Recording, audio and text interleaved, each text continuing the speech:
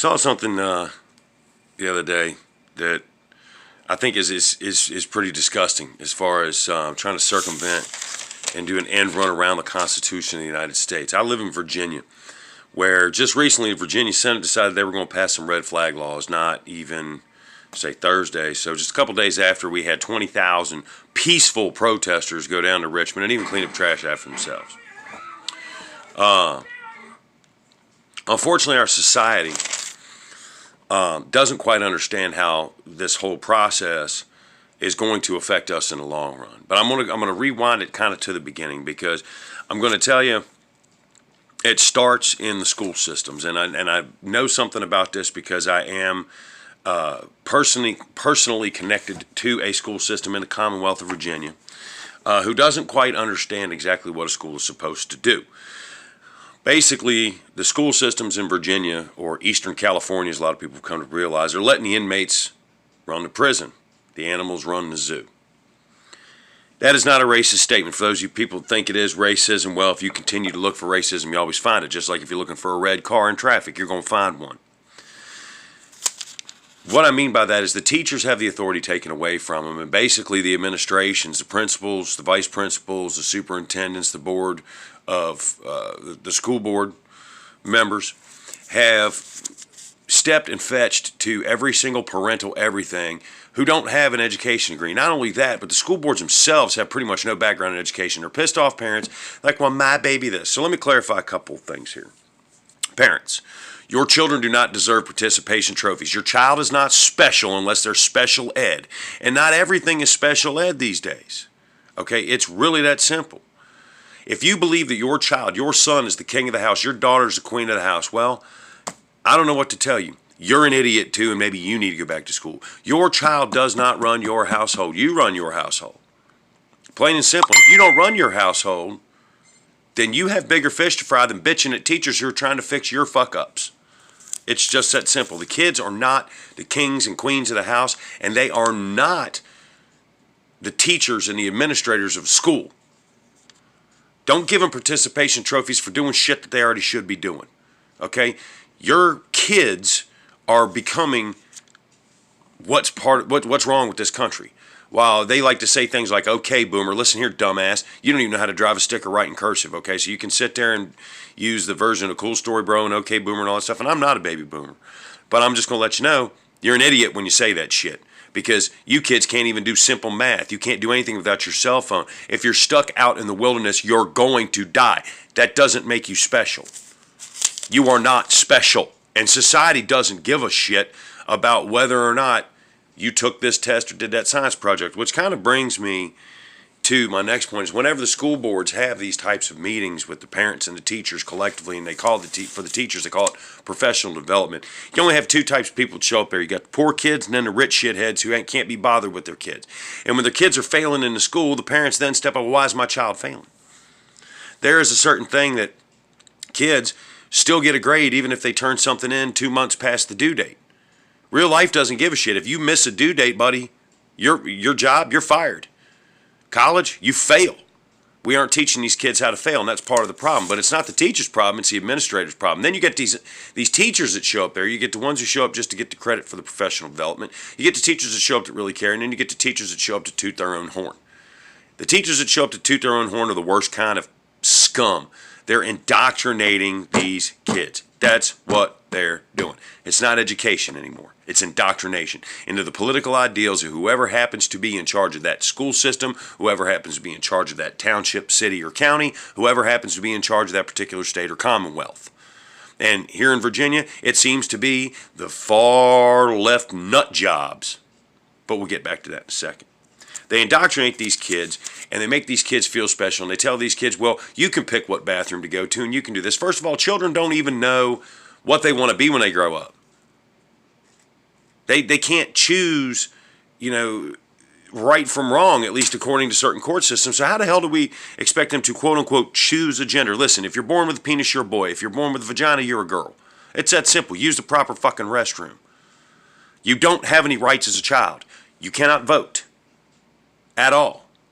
You can't be put to death. You can't buy guns, cigarettes, lottery tickets, none of it. You are not an adult. Your parents are responsible for you. You have no rights as a child, especially a child under, in middle school, for example. You have no rights. But these administrations are forcing these teachers to indoctrinate children basically into political beliefs, which turns them into these giant liberal pussies. And that's the weakest side of the political spectrum when we're being fair. I'll touch on conservatives in another video, but right now it's about the liberals and how sissified they are. They want to talk about redistribution of wealth, if you listen to Bernie Sanders. Well, you cannot multiply wealth by dividing it. And it has never worked in the past. But yet they're teaching these kids that kind of stuff, and they're basically telling them, well, if you vote for us, if you do it this way, then we're going to make you rich one day and you won't have to do a thing, despite the evidence to the contrary on many social experiments, governmental experiments, and that little thing called World War II. Idiots. There is no discussing this with the left side of the spectrum politically either. If you don't like it, you're a Nazi. That's just how they feel about it. You're a Nazi. You're a racist. You're a homophobe. You're a transphobe. You're this. You're that. No, I'm not. I'm simply a realist. Because the real world doesn't give a fuck about your feelings. So go ahead and get a condom for your heart. Because they are about to fuck your feelings. And if, scratch that. It's just ridiculous that you can't have a discussion. They will give you 1,000 reasons why their opinion is correct and your opinion is wrong. However, when you bring up the exact same opinion that they said was correct in a different forum, then they'll say that's wrong, but the other opinions are correct, and you never know where you are with them. They never admit when they're wrong. Ever. Period. End of story. That's how bad it's gotten, and that's exactly what these governments are making the administrations that are making these teachers teach these kids, and now what we've raised is a generation full of self-entitled little bastards who are going to be a drain on the economy for years to come until we have a civil war and basically eradicate the little shits along with their far left liberal thinking idiotic mind parents, or we're invaded. And then the whole thing becomes this liberal utopia they talk about. Those types of places that they have over in the Middle East, in the Far East, where you get killed for being a woman or a homosexual or anybody with an opinion. Yeah, you might want to look that kind of shit up, or maybe visit those countries if you think they're so great. Which kind of, that statement in and of itself brings me to the next point. And this is just kind of it's gotten so bad to the point that when teachers are sarcastic with kids, however, they are not, assaultive, but they're just sarcastic with them, the kid's feelings get hurt, and then the teacher gets in trouble. It's the most ridiculous thing that I've ever heard. But all of these beliefs and all of this kind of shit leads to something that most recently happened in Virginia. I touched on at the beginning of this video, called the red flag laws. So let me just go ahead and put it to you like this. A red flag law is the government's, the state, the Commonwealth of Virginia's ability as a government to deem someone unfit to possess a firearm. Mentally unfit. How do they make that determination? Well, they don't need any real standard to make the determination. They can just come in and say, we got a tip that says you're unfit, we're taking your guns. I want everybody who thinks that this is a good idea that may or may not watch this video to remember this. Simply 30 years ago, 25, 30 years ago, homosexuality was considered a mental illness. Now imagine if all of the homosexuals back then who owned guns, police came to their house, took their guns away from them, and then they decided later on they were going to enact a law that made it illegal to be homosexual, and they went and rounded all those people up and threw them in a jail. Or maybe they decided that it was a mental illness that needed to be eradicated, much like polio and things of that nature, so they put them on boxcars and shipped them off to death camps. Does it sound a little bit too far-fetched? Well, keep in mind, we're only 80 years removed from when that actually happened in Nazi Germany. And taking away their weapons, deeming them mentally unfit to possess them, is exactly how the Gestapo and the SS went after disarming the German people before Hitler's guys loaded the Jews onto boxcars, and thus we have the Holocaust. So don't think that it's so fucking far-fetched. We're less than 100 years removed. And we're not all that evolved, because guess what? Hitler was a really staunch liberal and very progressive thinking, much in the same way they describe Bernie Sanders and some of his cohorts running for the presidency of the United States. Don't get me wrong, that's not a pro-Trump statement. I'm not a Trump fan, but I'm also definitely not a fan of the far-left thinking liberals either. Giving the government the right to strip away the rights of whomever they deem fit is unconstitutional.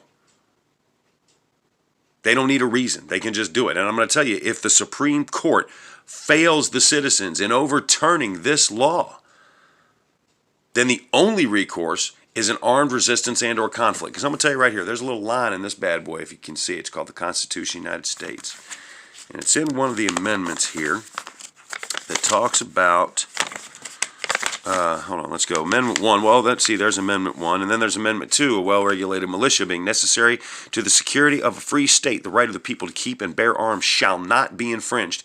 Doesn't say unless you're mentally ill or none of that kind of stuff. Now, mentally ill people, yeah, we should keep the guns out of their hands, but we should also prevent them from reproducing. Because 5 kids that some mentally ill person might have, then raising them to have the same mental illness and abuse that they had suffered, and then those kids do that, that just creates chaos, does it not? But there's an interesting thing, and I can't remember exactly which amendment it is, so bear with me on this. Let's see, the enumeration in the Constitution of certain rights shall not be construed to deny or disparage others retained by the people. Well, there's that too. Where is it here? Because it's a really interesting thing about, all right, there's the slavery and solitude thing. Excessive bail shouldn't be required. Now, the 10th Amendment says the powers not delegated in the United States by the Constitution, nor prohibited by it to the states, are reserved to the states respectively or to the people. Well, the people are the states, and that's the interesting part about that. But there's another one in here talking about how disgusting laws cannot be, you can't undermine the Constitution with a state law. And the Constitution directly prohibits them infringing upon one's right to bear arms. Very, very interesting, the way that they do this. The way that they've said it. I cannot find it at the moment, but I will. And I will touch on that at a later time. Point being, when you raise kids to believe that the government has all the power, those kids then become subjects to a tyrannical monarchist rule because they don't believe they have any real recourse. We stop teaching this, and we stop emphasizing the importance of the amendments, the inalienable rights granted us by God, the ability to defend our homes against tyranny, intruders, the ability to defend ourselves against assaults from others, the ability to speak our minds, the ability to print whatever we want in a newspaper, the ability to do any of that shit, the ability to not have to house soldiers in time of peace for free, the ability for men, women, all walks of life, races, colors, creeds, as long as you're over the age of 18, to vote and participate in our democratic process. When all the rights of the people are taken away, all the words have been censored, only then will you realize why the Second Amendment and the right to bear arms was so high on the list.